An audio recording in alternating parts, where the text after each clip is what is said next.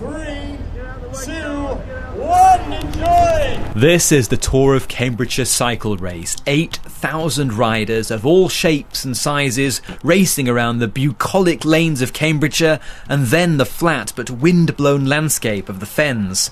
It's the second time the event has been held, and at the start, my mate Alex, who rode last year, tells me what to expect. The second half of this course, from experience, gets really windy.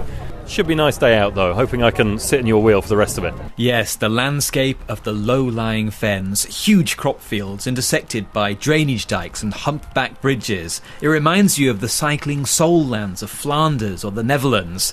This area might lack hills, but make no mistake, this is challenging cycling territory, says organiser Tom Caldwell. It's hellishly challenging. It's the most technical kind of riding because obviously in order to protect yourself from the crosswinds and the kind of terrain we go over, you have to be right on it mentally and technically. It is all about exposure to the elements and really having to think about your riding style when you're putting in energy, when you're not, This race is a Grand Fondo, part of the UCI Grand Fondo World Series. And Grand Fondos are the thing to do on a bike right now. Timed races on closed roads where anyone can take part. Even me. They have a full-on race at the front, but behind that you have people who are timed and are ranked against each other. So it's great if you're an elite racer, you can participate in a fantastic event, but also if you're just going out with your mates, it's nice to be able to beat them and to get a time and a ranking for that. So they're really growing in popularity. So basically, I can live out my fantasy. I can imagine, for a day,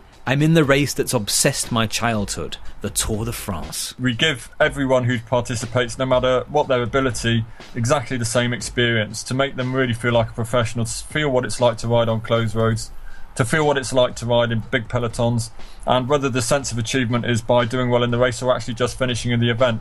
People seem to get a real kick out of it. And if you've always felt odd for harbouring such a fantasy, it's refreshing to share it with so many people. It's the atmosphere and the feeling of camaraderie that you get when you put 8,000 like-minded people in the same place, all out to have a great time. More than anything, it's just that camaraderie. You'll make friends from all around the world that you never had before. Making cycle racing more accessible is obviously a good thing. Seeing thousands of people gathered to share a passion is wonderful. But on the narrow roads of Cambridgeshire, it's also a challenge, as my riding mate Robin has noticed. You have to be really aware of what's going around you, just checking your shoulders and just making sure you're really concentrating on what you're doing, really. We think about very carefully where we put narrow roads in, and actually it's quite deliberate because it is a way of thinning people out. And in the end, it's all part of the experience. You can't square that circle. If people haven't ridden in groups before, then they are going to find it tough. But on the other hand, it is an amazing experience, and it's a starting point for people. They have to do it sometime. At one point, we leave the narrow roads and enter somewhere much, much wider. The huge runway of a former US airbase at Alconbury. Now it's a ghostly presence in the Cambridgeshire countryside. You look left and you look right, and you know everyone is humming the same tune. This is Mike. The last stretch was absolutely fantastic, going along a runway, and I was imagining being a fighter jet, and then I had to come back to earth and remind myself I was on my little white bike.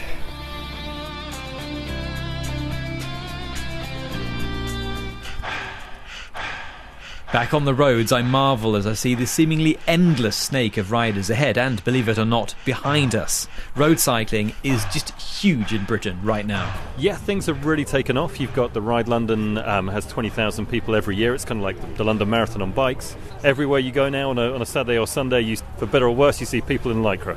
Why? Well, partly because of the success of the professionals and the Olympians. I've always known it's a great sport, but for others, it's really the Olympics. Chris Hoy, Bradley Wiggins, Mark Cavendish, and also more latterly Chris Froome, and the amazing success of the Sky team as well has really inspired people in the UK.